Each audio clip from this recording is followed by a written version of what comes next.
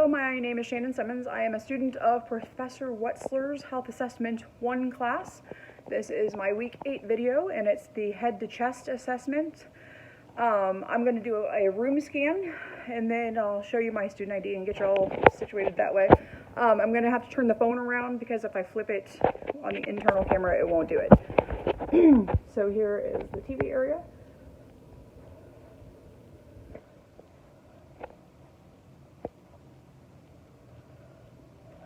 This is my patient, Bear Smith. I'll show you behind him.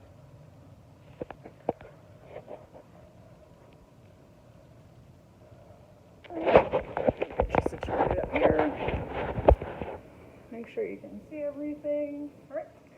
So here is my my student ID. Sorry, the room chair is rocking. My D number is D41096497. I have my stethoscope. And this is a pretend pen light because my pen light broke today, so I apologize. I'm going to go ahead and get started. I'm performing hand hygiene as I walk into the room and I shut the door for patient privacy. Hi, Mr. Smith, how are you today? Good. My name is Shannon. I'm your student nurse. I'm part of your care coordination team, and I'm going to try to make your visit go smoothly today. Okay, I do have a very important job that's going to be I'm going to be performing a head to chest assessment, which really just means I'm going to be looking, feeling, and listening to your head, neck, and chest on the front and on the back. It should take about 20 minutes. Is that okay? Okay, thank you so much for your cooperation. I appreciate it. Before we get started, I do need to ask you a couple questions. Pardon me. Can you tell me your name and date of birth? Bear Smith, 11/12/97. Okay. And I need to see if you're in any pain whatsoever before we get started. So on a scale of 0 to 10, 0 being no pain at all, 10 being the worst pain you've ever felt in your life, what would be your number? 0? Okay, great. All right, and I also need to see if you have any allergies to food or medications. No? No allergies. All right, that's great. So we're going to go ahead and get started with the general survey portion of it. And this is me just getting I'm observing your general health, making sure everything's working correctly. Can you tell me who or where we're at? We are in my parents' basement. And can you tell me what day it is? It is Thursday. And can you tell me who the president is? That is our president. So on the general survey, I'm just making sure you're not in any acute distress, respiratory or otherwise. So the patient shows no sign of acute distress, like I said, respiratory or otherwise. Patient is alert and oriented to person, place, time, situation.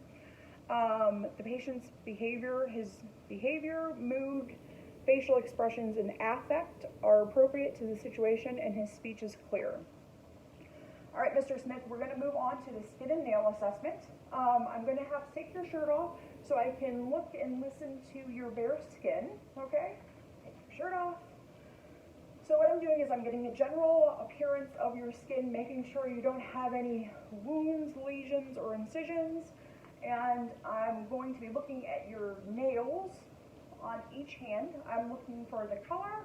I'm looking for any obvious deformities. I'm also assessing the capillary refill. So we're going to make sure it's less than 2 seconds on each side, less than 2 seconds on this side. I'm also looking for clubbing and your temperature. Assessing your temperature, making sure that you are warm and dry. Okay, so the patient's skin color is appropriate for his bear race. His skin shows no wounds, incisions, or lesions. His nails are pink with no clubbing, and what clubbing means is if he did actually have fingers, I would put his fingernails together to make sure the base of his fingernails were less than 160 degrees. He has less than 2 seconds for his capillary refill bilaterally, and his skin temperature is warm and dry. All right, Mr. Smith, we're moving on to the head, neck, and face assessment. And what I'm looking for really just any deformities, any lesions. I'm looking at your scalp and in your hair. I'm looking for any infestations. I'm examining the back of the scalp. All right, so patient shows no signs of lesions or infestations. His facial features are symmetrical, and he has no obvious deformities. All right, Mr. Smith, we're moving on to the eyes. So I'm going to be doing a couple different things with your eyes. I'm looking at your external ocular structures, making sure that your eyelids, your eyebrows, and your eyelashes don't have any discharge or redness, and they don't. I'm going to be looking, I need to pull your lower eyelid down on each side. I'm looking at your conjunctiva to make sure it's pink. Make sure your sclera is white. Next thing I need to do is I'm going to have to shine a light in your eyes. I know, I'm sorry. And I'm examining for pupillary response. Sorry, pupillary response. So I'm going to cover this eye. I need you to look at my nose. Turn my pen light on. All right, good job. I'm going to do the other side. All right, good job. Now I need you to look at the tip of my pen light. I only want you to move your eyes. I don't want you to move your head, okay? So just follow the tip of my pen light. Moving out, moving in. All right, good job. Okay, so the patient's external ocular structures show no signs of redness or discharge. His conjunctiva is pink, his sclera is white, and the pupils are 4 millimeters. They are equal, round, reactive slight, and show accommodation bilaterally. All right, Mr. Smith, we're moving on to the ears. What I'm looking at is I'm looking at your external auditory meatus. I'm looking for any discharge. I'm also making sure you don't have any obvious deformities on the outside portions. Looking at the same thing on this side. Make sure I'm looking at the back. All right. So the patient shows no signs of deformities on his external auditory meatus. So there's no sign of drainage bilaterally. And based on our conversation and his pretend responses, the patient shows no signs of hearing loss. All right, Mr. Smith, we're moving on to your nose. This one's going to be a little interesting. So I'm looking at the external portions. I'm looking for any deformities, any lesions. I don't see any. I'm going to have to look on the inside. I'm going to pull the tip of your nose up, and I'm looking for any deformities. I'm looking for any asymmetry and inflammation. So inside, deformities, inflammation. All right, so this part is a little tricky. I'm going to have to close each nostril and have you breathe out of the other side, and I'm assessing your nares for patency. So I'm going to close this side. I need you to breathe through your right side of your nose. Breath in, out. And on the left side, breathe in and out. All right, I'm also examining, making sure that you don't have any discharge coming out, and I don't see any. Okay, so the patient's nose shows no sign. That is the hardest thing to say, by the way. Patient's nose shows no signs of deformity, asymmetry, or inflammation on the internal structures. The nares are patent bilaterally, and he has no drainage or discharge. All right, Mr. Smith, move on to your mouth. This one's really easy. All you got to do is open your mouth and say ah for me, okay? Ah, all right, thank you so much. The patient's lips, tongue, and gums are pink, and they are moist. All right, Mr. Smith, we're moving on to the respiratory, and what I'm going to be doing is I'm going to be listening to your lung sounds. It's called auscultating. I'm going to be doing on the front portion of your chest, and then I'm going to flip you around and listen to your back. And as I go through, I'm going to explain where I'm at, which lobe I'm listening to, and on which side, okay?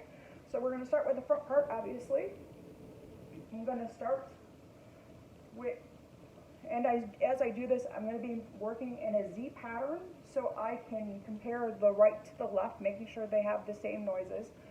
And I'm also going to be moving in a backward C pattern on each lung.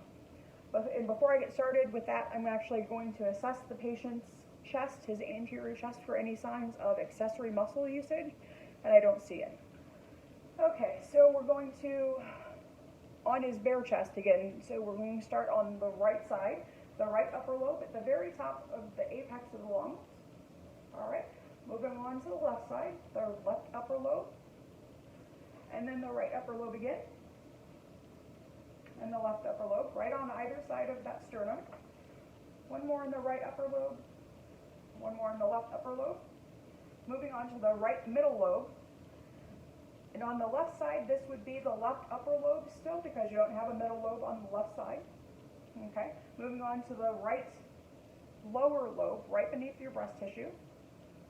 The left lower lobe, right beneath your breast tissue. Okay, lower lobe, right lower lobe again. And then the left lower lobe. One more in the axillary line area, right lower lobe. And the left lower lobe. All right, good job. So flip you around, listen to the posterior portion.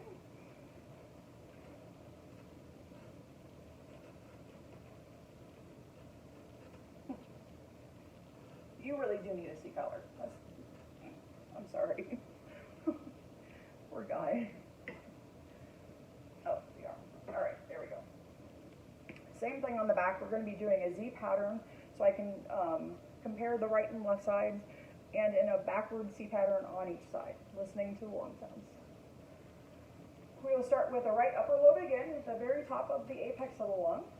Moving on to the left upper lobe, or over to left upper lobe, and the right upper lobe again, on either side of the vertebral column now.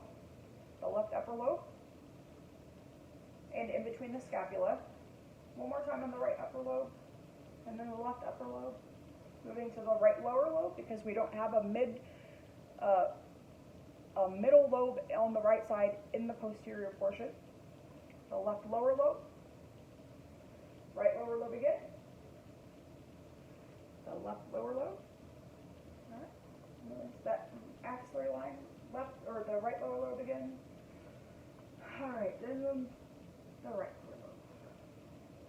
All right, let's get you flipped back around, hopefully with less neck trauma. If not.